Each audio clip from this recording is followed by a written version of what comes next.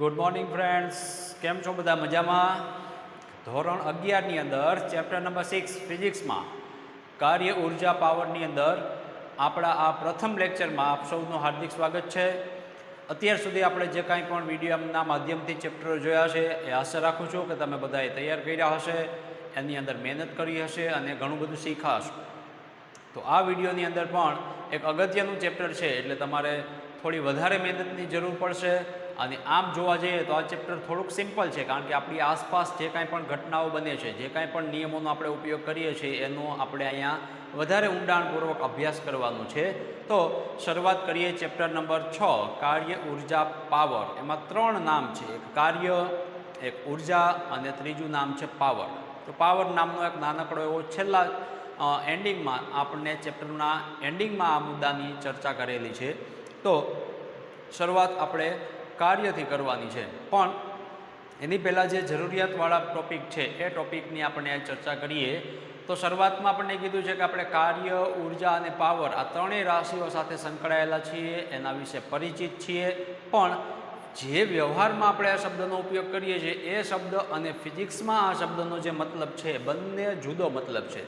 તો આપણે કાર્ય કોને કહીએ, ક્યારે કાર્ય થયું કહેવાય, કેવા પ્રકારનું કાર્ય થયું કહેવાય અને કાર્ય થવા માટે પાછળ કયા કયા મુદ્દાઓ જરૂરી છે એના વિશે આમાં ડિટેલમાં અભ્યાસ કરવાની છે. ઉર્જા કોને કહી શકાય, એકમાંથી બીજી ઉર્જામાં કેવી રીતે જઈ શકાય એની પણ આપણે ડિટેલમાં વાત છે. અને છેલ્લે પાવર નામનો જે ટૉપિક છે એ પાવરને આપણે ઉર્જા અથવા તો કાર્યની ક્ષમતા પ્રમાણે જે ગણીએ છીએ એ ક્ષમતા અને ફિઝિક્સમાં પાવર એ બે વસ્તુ જુદી છે. તો ઇન ડિટેલ વાત આપણે જ્યારે મુદ્દાઓની ચર્ચા કરશું ત્યારે વાત કરશું. શરૂઆત કરીએ એક નાનકડા ટૉપિકથી, જેનું નામ છે બેઝિક ટૉપિક અદિશ ગુણાકાર.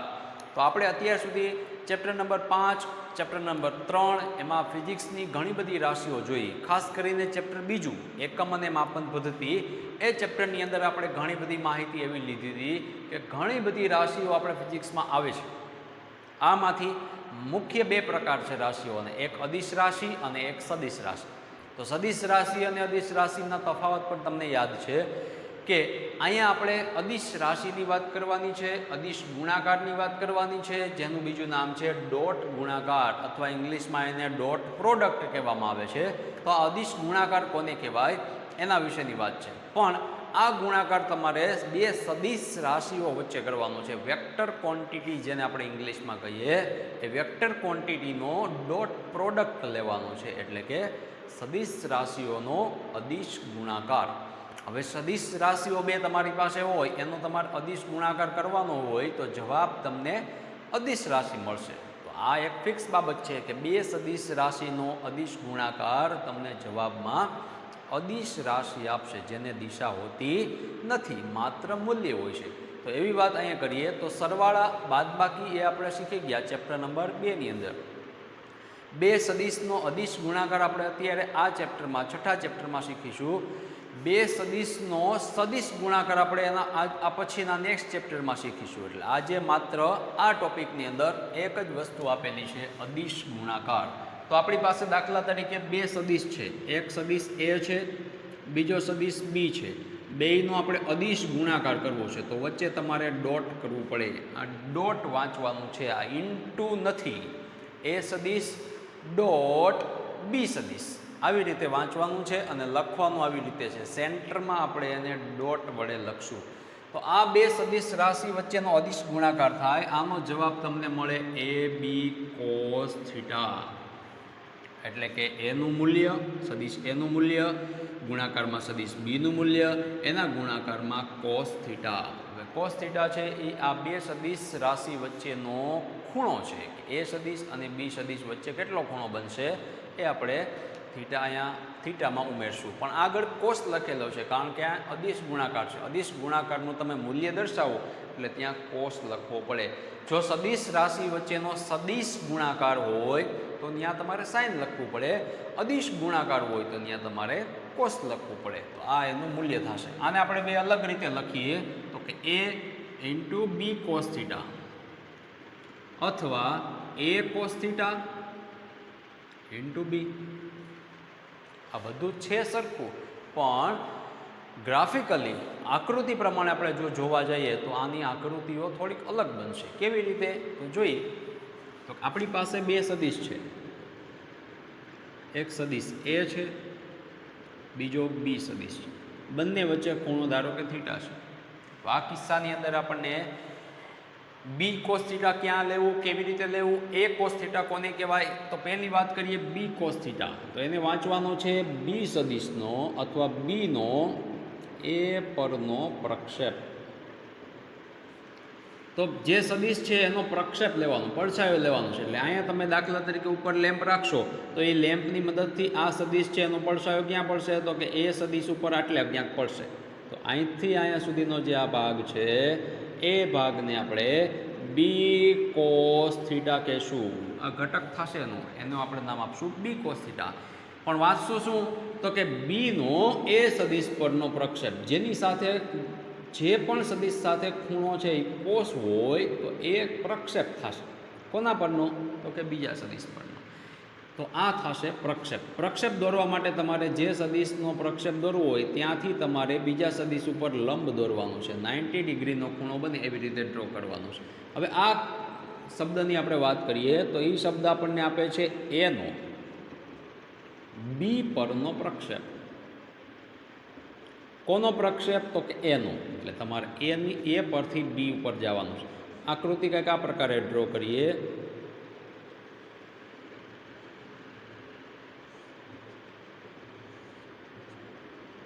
આ સદિશ બી છે, આ એ સદિશ છે, બંને વચ્ચેનો ખૂણો સેમ છે.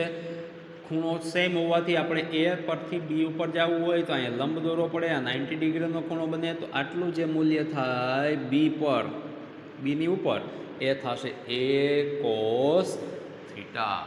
આ બે વસ્તુ આખી જુદી છે. એ કોસ થીટા એટલે એનો બી પરનો પ્રક્ષેપ અને બી કોસ થીટા એટલે બી સદિશનો એ સદિશ પરનો પ્રક્ષેપ થશે. આ એક વસ્તુ આપણે યાદ રાખવા જેવી છે. તો આમાં તમે આ રીતે એને લખી શકો. જ્યાં થીટા છે એ બે સદિશ વચ્ચેનો ખૂણો થશે, પણ આપણે કોસ લખીએ છીએ કારણ કે ડોટ પ્રોડક્ટ છે એટલે. એનાથી થોડાક આગળ જઈએ તો આ બે સદિશ રાશિઓ છે એ સદિશ રાશિઓનો આપણે ગુણાકાર કરીએ તો એ સદિશ ડોટ બી સદિશ બરાબર આપણે બીજું લખી શકીએ એ સદિશ ડોટ બી સદિશ ઉપરથી બી સદિશ ડોટ એ સદિશ, જેને આપણે કહીશું ક્રમનો નિયમ. તો અદિશ ગુણાકારની અંદર ક્રમના નિયમનું પાલન થાય છે. ક્રમનો નિયમ છે એ જળવાય છે. એટલે કે એ ડોટ બી અથવા બી ડોટ એ બંને સમાન થશે. એટલે ક્રમ તમે આગળ પાછળ કરશો તો એનો જવાબ બદલશે નહીં, એનો એ જ રહેશે. એટલે એને કહીએ આપણે ક્રમનો નિયમ. ત્યાર પછી એક બીજો નિયમ છે જેનું નામ છે વિભાજનનો નિયમ, અથવા જેને આપણે જૂથનો નિયમ કહીએ છીએ કે એ સદિશ ડોટ બી સદિશ પ્લસ સી સદિશ. અને લખવું હોય તો શું લખાય?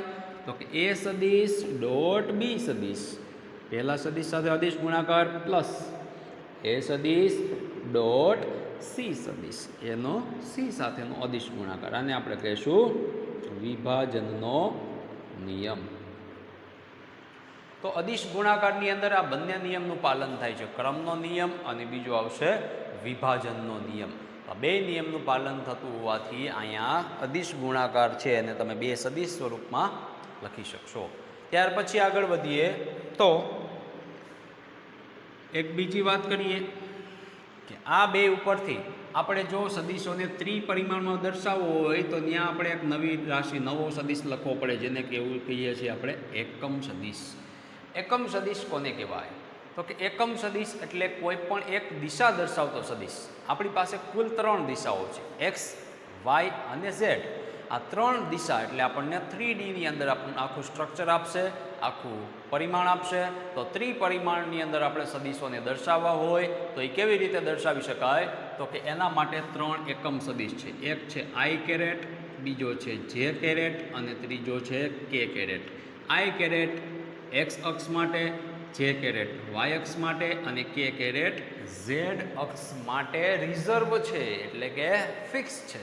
તો તો જો તમે એક્સ અક્ષની દિશામાં કોઈ સદિશની દિશા દર્શાવવા માંગતા હોય તો એ સદિશના મૂલ્ય પાછળ તમે આઈ કેરેટ લખી નાખો એટલે તમને એવો ખ્યાલ આવે, સામેવાળી વ્યક્તિને એવો ખ્યાલ આવશે કે આ સદિશની દિશા છે એ એક્સ અક્ષની દિશામાં છે. અથવા બીજો કોઈ સદિશ હોય એના મૂલ્યની પાછળ તમે જે કેરેટ લખશો તો એ તરત ખ્યાલ આવશે કે એ સદિશની દિશા છે એ વાય અક્ષની દિશામાં છે. અને ત્રીજી અક્ષ આપણે ઝેડ અક્ષ લઈએ છીએ તો ત્રીજી અક્ષ દર્શાવવા માટે તમે ઝેડ અક્ષની દિશામાં ડાયરેક્શન તમે બતાવી શકો. તો એક્સ માટે આઈ કેરેટ, વાય દિશા માટે જે કેરેટ લખવો અને ઝેડ દિશા માટે કે કેરેટ લખવામાં આવે છે. આના ઉપરથી એના બે ઓપરેશન આપ્યા છે કે આઈ કેરેટ ડોટ આઈ કેરેટ એક્સની દિશામાં એ જ સદિશનો એની સાથેનો ગુણાકાર પણ અદિશ ગુણાકાર બરાબર જે કેરેટ ડોટ જે કેરેટ બરાબર કે કેરેટ ડોટ કે કેરેટ. આ બધાનો જવાબ એક થશે. શું કામ? તો કે આપણે એક સદિશ છે એ એક્સ અક્ષની દિશામાં લીધો છે, બીજો સદિશ પણ એક્સ અક્ષની દિશામાં લીધો છે. બંને સદિશની દિશા સેમ છે એટલે કે બેયનો ખૂણો, બે વચ્ચેનો ખૂણો 0 થશે. ખૂણો 0 હોય તો આપણને ખબર છે કે cos 0 નું મૂલ્ય થઈ જાય 1 એટલે આ થઈ જશે આખો જવાબ 1. કારણ કે આનું મૂલ્ય એકમ કેરેટનું એકમ સદિશનું મૂલ્ય થાય 1 એકમ થાય. આનો પણ 1 એકમ 1 ગુણ્યા 1 એટલે જવાબ 1 મળશે. એવી રીતે આમાં પણ 1 ગુણ્યા 1 1 ગુણાકારમાં 1. પણ આઈ કેરેટ ડોટ જે કેરેટ તમે લ્યો અથવા જે કેરેટ ડોટ કે કેરેટ લ્યો અથવા કે કેરેટ ડોટ આઈ કેરેટ લ્યો તો જવાબ શૂન્ય મળે છે. શું કામ? તો કે એક એક્સ અક્ષ પરની વાત છે, બીજી વાય અક્ષ પરની. એક વાય અક્ષ પરની વાત છે, બીજી ઝેડ અક્ષ પરની. એક ઝેડ અક્ષ પરની વાત છે, બીજી એક્સ અક્ષ પરની. ત્રણેયમાં બે સદિશો જે કાંઈ ડાયરેક્શનમાં છે એમાં ખૂણો છે 90 ડિગ્રી બને છે અને cos 90 નો જવાબ 0 થાય એટલે આખું રિઝલ્ટ તમને 0 મળશે. આ ઓપરેશન એક યાદ રાખવાનું છે, MCQની અંદર પૂછી શકાય છે અને ભવિષ્યમાં ખૂબ જ ઉપયોગી એવું ઓપરેશન છે. તો આ કિસ્સાઓ બે યાદ રાખવા પડશે. એનાથી આપણે થોડાક આગળ વધીએ તો આપણને દાખલા તરીકે એક સદિશ આપ્યો છે એ સદિશ, એનું મૂલ્ય છે AX I caret plus AY J caret plus AZ K caret. બીજો એક સદિશ છે બી સદિશ, એનું મૂલ્ય આ પ્રમાણે આપ્યું છે BX I caret plus BY J caret plus BZ K caret છે. તો આનું આપણને અદિશ ગુણાકાર જો કરવાનું કીધું હોય તો એ સદિશ ડોટ બી સદિશ બરાબર શું થાય? તો કે AX I caret plus AY J caret plus AZ K caret dot. હવે બી સદિશ લખવાનો કે BX I caret plus BY J caret plus BZ K caret. હવે આઈ સદિશ આઈ કેરેટ વાળાનું આઈ કેરેટ સાથે જ ગુણાકાર કરવાનું છે એટલે આઈ ડોટ આઈ હોય ત્યાં શું થઈ જાય 1, બાકીનું આવે AX ગુણ્યા BX એટલે આ થઈ જશે AX ગુણ્યા BX પ્લસ આવી રીતે જે સાથે જે અને કે સાથે કે નો ગુણાકાર કરો એટલે જે ડોટ જે 1 થાય, કે ડોટ કે પણ 1 થાય. બાકીના જે સહગુણકો છે એકમ સદિશની આગળના એનો તમારે ડાયરેક્ટ ગુણાકાર કરવો પડે. AY into BY plus AZ into BZ. આ તમને સીધો જવાબ મળશે એ સદિશ ડોટ બી સદિશનો 3 ઘટકો વાળો સીધો જ જવાબ મળશે. આનાથી આગળનો એક સ્ટેપ લઈએ તો દાખલા તરીકે તમને એમ કીધું હોય કે એ સદિશ ડોટ એ સદિશ, ઈનો એ જ સદિશ એની સાથે આપણે અદિશ ગુણાકાર કરવો છે તો કેવા પ્રકારે થશે? તો આ જ રીત વાપરવાની કે એ સદિશ આપણને આપ્યો છે એ લખવાનો AX I caret plus AY J caret plus AZ K caret dot પાછો એનો એ જ લખવાનો AX I caret plus AY J caret plus AZ K caret. હવે એક્સ આઈ કેરેટનો આઈ કેરેટ સાથે ગુણાકાર એટલે આઈ ડોટ આઈ 1 થશે પણ AX dot AX plus AY dot ગુણાકારમાં AY પ્લસ AZ ગુણાકારમાં AZ એટલે આ જવાબ શું મળશે? AX નો સ્ક્વેર પ્લસ એ વાયનો સ્ક્વેર પ્લસ એ ઝેડનો સ્ક્વેર કોના બરાબર? તો કે એ સદિશ ડોટ એ સદિશ બરાબર આપણને આવો કાંઈક જવાબ મળશે. તો આ એની એ જ રાશિનો પોતાની જ સાથે જો ગુણાકાર કરવાનું આપણને કહે તો આપણે સીધો એના ઘટકોનો ડાયરેક્ટ વર્ગ કરી અને પછી સરવાળો તમે કરી શકો. પણ આનું મૂલ્ય જો લખવાનું કહે તો હકીકતમાં એનું મૂલ્ય શું થાય? તો કે એનું મૂલ્ય એ સદિશને માનાંકમાં દર્શાવી નાખો એટલે મૂલ્ય થઈ ગયું. ગુણાકારમાં પાછું એનું મૂલ્ય, આ બીજા સદિશનું મૂલ્ય, ગુણાકારમાં કોસ થીટા એટલે આ શું આપશે? તો કે એ સદિશ ડોટ એ સદિશનો જવાબ તમને આપશે. આનું મૂલ્ય દાખલા તરીકે એ ગુણ્યા આનું મૂલ્ય એ ગુણ્યા કોસ થીટા. હવે કોસ થીટા કેટલો આવે? તો કે એકનો એક જ સદિશ છે એટલે બે વચ્ચે ખૂણો કેવો બનશે? 0. કોસ 0નું મૂલ્ય થશે 1 એટલે અહીંયા ખાલી ગુણાકારમાં 1 લખશું એટલે કે એ ઇન્ટુ એનો જવાબ મળશે એ સ્ક્વેર. આ પણ એક ઓપરેશન યાદ રાખવાનું છે કે આનો જવાબ તમને એ સ્ક્વેર મળશે. ત્યાર પછી આગળ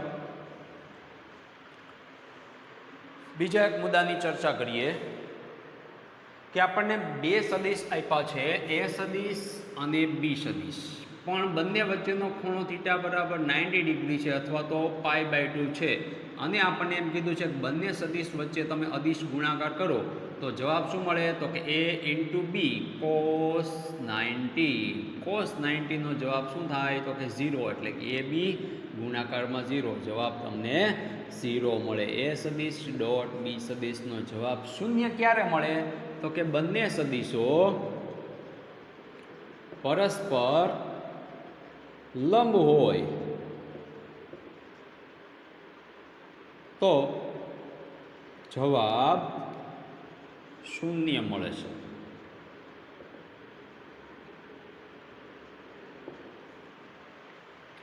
આ એક યાદ રાખવાની વાત છે. ત્યાર પછી આપણે હવે લેશું ઉદાહરણ. તો હવે ઉદાહરણ નંબર 6.1ની અંદર જો આપણે વાત કરીએ તો આપણને એક સદિશ રાશિ આપી છે એફ સદિશ equal to 3i caret plus 4j caret minus 5k caret.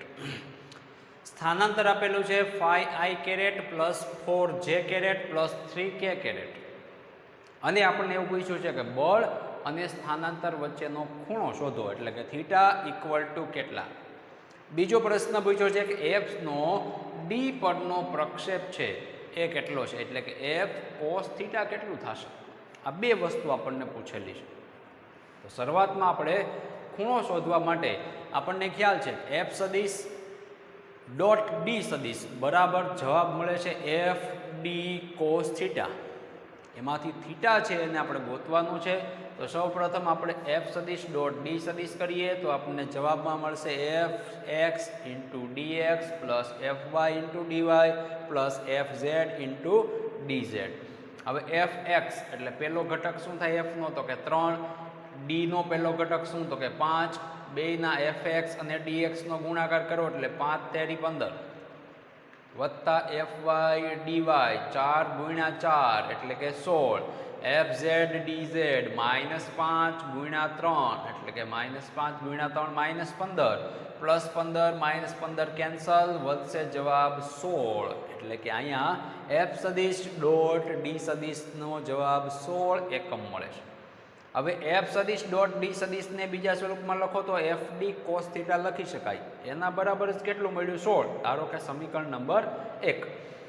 હવે આપણે એફ અને ડીનું મૂલ્ય જોઈએ છે કારણ કે આની અંદર કોસ થીટા છે, જમણી બાજુ આવી ગઈ છે, ડાબી બાજુમાં એફ ઇન્ટુ ડી છે. એમાં એફ એ પોતે સદિશનું મૂલ્ય, ડી છે એ ડી સદિશનું મૂલ્ય થશે. તો એના પરથી આપણે ગોતવું પડશે એફ સદિશ અને ડી સદિશ બંને કેટલા કેટલા. તો એફ સદિશ ગોતવા માટે એફનો એફ સાથે જ ગુણાકાર કરો, અદિશ ગુણાકાર એટલે કે એફ સદિશ ડોટ એફ સદિશ બરાબર જવાબ મળશે એફ સ્ક્વેર. પણ નિયમ અનુસાર આ એફ એક્સ ગુણ્યા એફ એક્સ એટલે F X square plus F Y square plus F Z square એટલે 3નો વર્ગ 9, 4નો વર્ગ 16 વત્તા 5નો વર્ગ -5 છે એટલે માઇનસ નિશાનીનું હોય ત્યારે રાશિનો તમે વર્ગ કરો એટલે પ્લસ થઈ જાય એટલે -5 ગુણ્યા -5 એટલે +25. 16 ને 9 વત્તા 25 એટલે ટોટલ જવાબ 50 થશે. પણ એ જવાબ એફ સ્ક્વેરનો છે. આપણે ખાલી એફ જોઈએ છે તો એફ બરાબર થાય વર્ગમૂળમાં 50. એવી રીતે આપણે ડી પણ શોધવો પડશે અહીંયા, કારણ કે એફ મળી ગયો. હવે ડી શોધીએ તો ડી માટે પણ સેમ પ્રોસિજર, ડી સદિશ ડોટ ડી સદિશ એટલે કે dx square plus dy square plus dz square. dx square પહેલો ઘટક શું છે તો કે x ઘટક 5નો વર્ગ 25 વત્તા dy સ્ક્વેર 4નો વર્ગ 16 વત્તા dz સ્ક્વેર 3નો વર્ગ 9 એટલે 25 વત્તા 16 વત્તા 9 એટલે 50 થશે. એનો જવાબ ડી સ્ક્વેર મળશે. ડી ઇન્ટુ ડી એટલે ડી સ્ક્વેર. પણ ડી બરાબર શું થાય તો કે અહીંથી વર્ગ દૂર કરવો પડે અને બીજી બાજુ વર્ગમૂળ કરવો એટલે વર્ગમૂળ 50. એફનું મૂલ્ય વર્ગમૂળ 50 મળે છે અને ડીનું મૂલ્ય પણ વર્ગમૂળ 50 મળે છે. એ બંને આ સૂત્રમાં તમે મૂકશો એટલે એફની જગ્યાએ વર્ગમૂળ 50, ડીની જગ્યાએ વર્ગમૂળ 50, એ બંને અહીં ગુણાકારમાં છે, એ 16ના ભાગાકારમાં જશે એટલે આપણને cos θ મળશે. cos θ મળશે 16 ભાગ્યા 50 એટલે કે જવાબમાં 0.32. પણ આપણે cos θ નથી જોતું, ખાલી જોઈએ છે થીટા, તો cos ને અહીંથી દૂર કરો તો બીજી બાજુ cos ઇન્વર્સ થાય એટલે કે cos ઇન્વર્સ 0.32. આ તમારો પહેલો જવાબ જે પૂછેલો છે એ મળશે. બીજો જવાબ એફનો ડી પરનો પ્રક્ષેપ એટલે કે એફ cos θ. આપણે શીખી ગયા કે એફનો ડી પરનો પ્રક્ષેપ થાય એફ cos θ.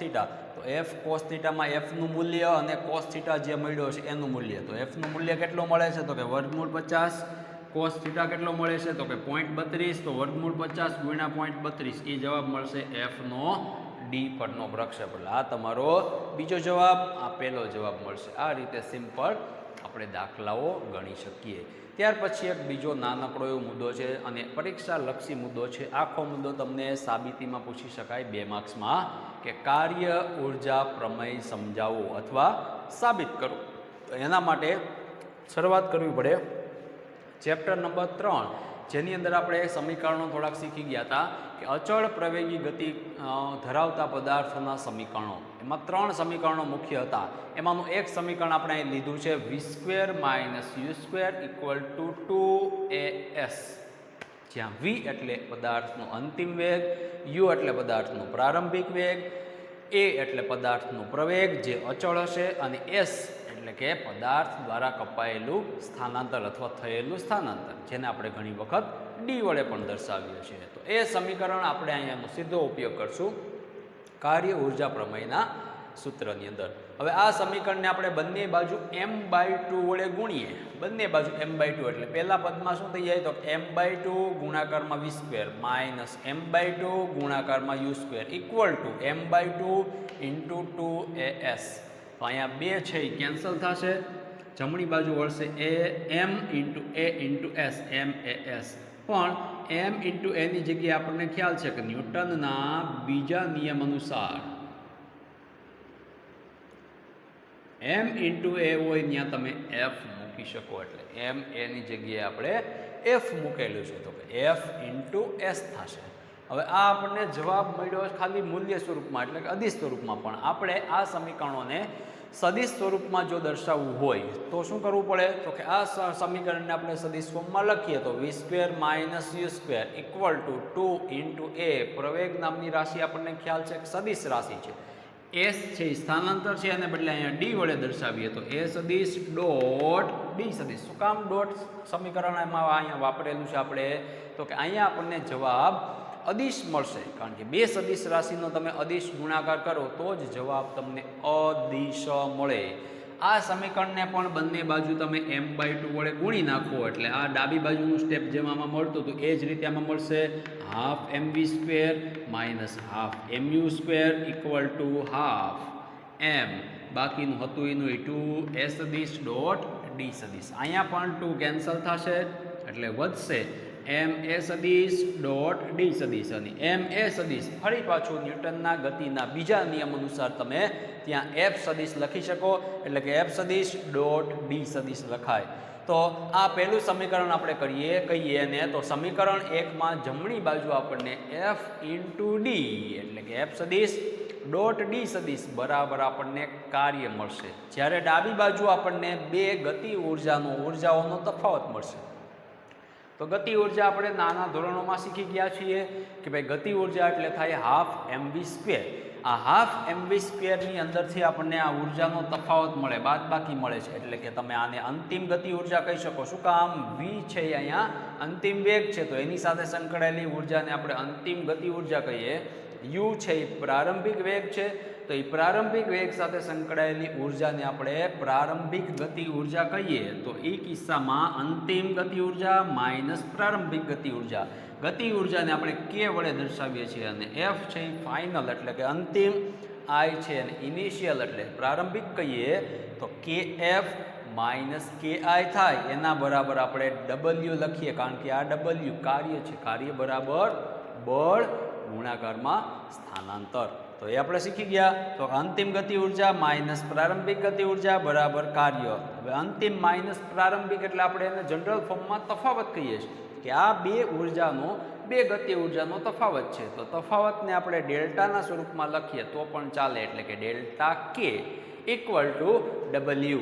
અને આ બે સમીકરણો છે એ સમીકરણોને આપણે કાર્ય ઉર્જા પ્રમેય કહીશું, કારણ કે એમાં કાર્ય પણ આવે છે w અને ઉર્જા પણ આવે છે. એટલે કે કાર્ય ઉર્જા પ્રમેયનું સૂત્ર થાય કે f minus ki equal to w, અથવા ડેલ્ટા કે ઇક્વલ ટુ w થશે. અને કાર્ય ઉર્જા પ્રમેય જો લખવાનું કહીએ તો એ બે લીટીમાં આપણે લખી શકીએ કે કણની ગતિ ઉર્જામાં થતો ફેરફાર એ તેના પર લાગતા ચોખ્ખા બાહ્ય બળના બળ વડે થયેલા કાર્ય w જેટલો હશે.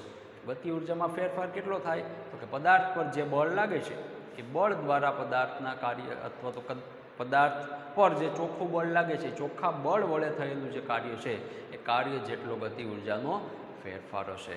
તો આ વિડીયોની અંદર આપણે અહીંયા સુધી રાખશું. આના પછીનો જે ઉદાહરણ છે, ઉદાહરણ નંબર 6.2, એ તમારે હોમવર્કની અંદર કરવાનું છે.